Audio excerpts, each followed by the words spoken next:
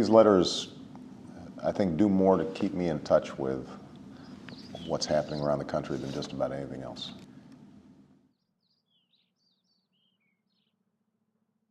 Some of them are funny, some of them are angry.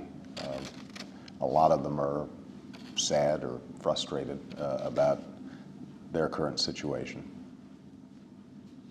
In his first week as president, he asked for 10 letters every day. And every day since, we've given it to him.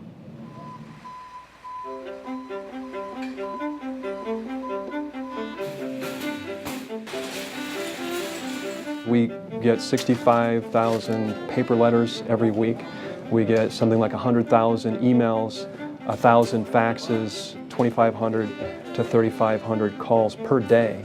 And our job is to take all that information in, to do the best analysis we can about what we're hearing from the public and to respond individually to all those folks so they know that the President is listening.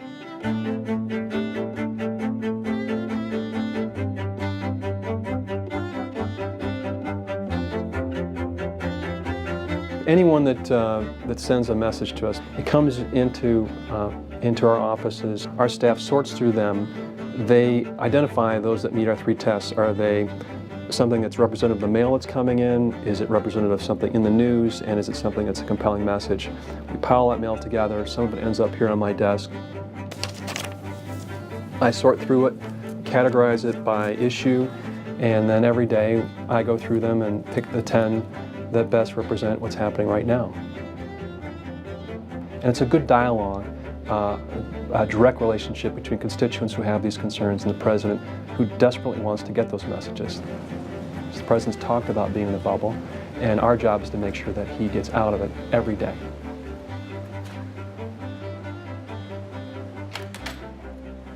Hey, Joni. Hey, Mike. How you doing? Great. How are you doing? Good. How's everybody doing? Thank you. Everyone's doing well.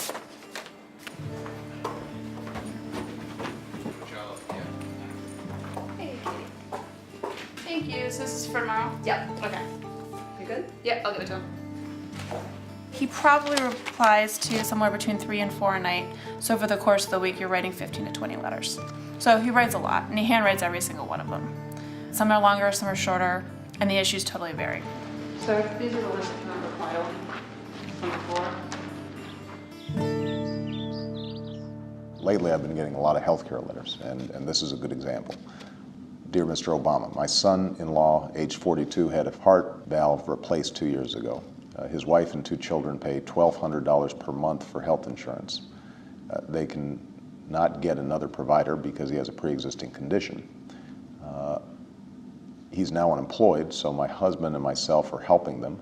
We're in our mid-60s, and this is draining our retirement. There's so many letters like that I'm receiving every day. Here's another one.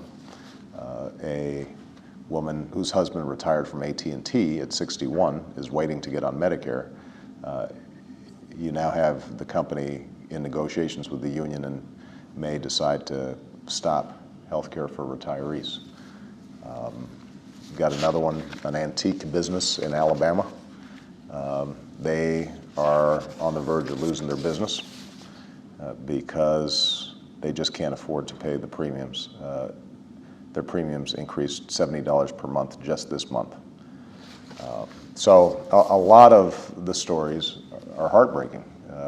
People who work hard, a lot of times they'll say, I've never written to a president before. I'm not looking for a handout. All I want is just a fair shake. And it ends up being a powerful motivator for me when we try to move this health agenda forward. Now, some of them are more cheerful. And this one, for example, with all the huge money difficulties facing our country, I thought you might like to see how someone spent their $250 stimulus money.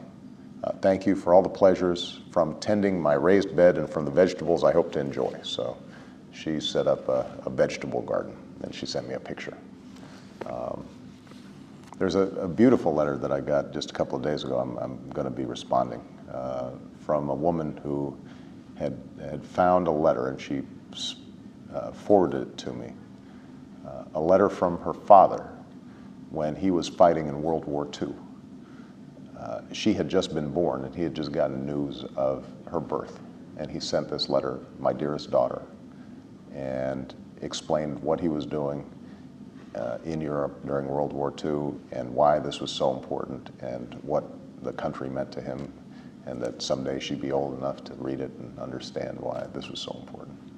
You know, you get letters like that, and it gives you a sense of what's best about America, and inspires you and makes you want to work that much harder to make sure that that spirit is reflected in our government.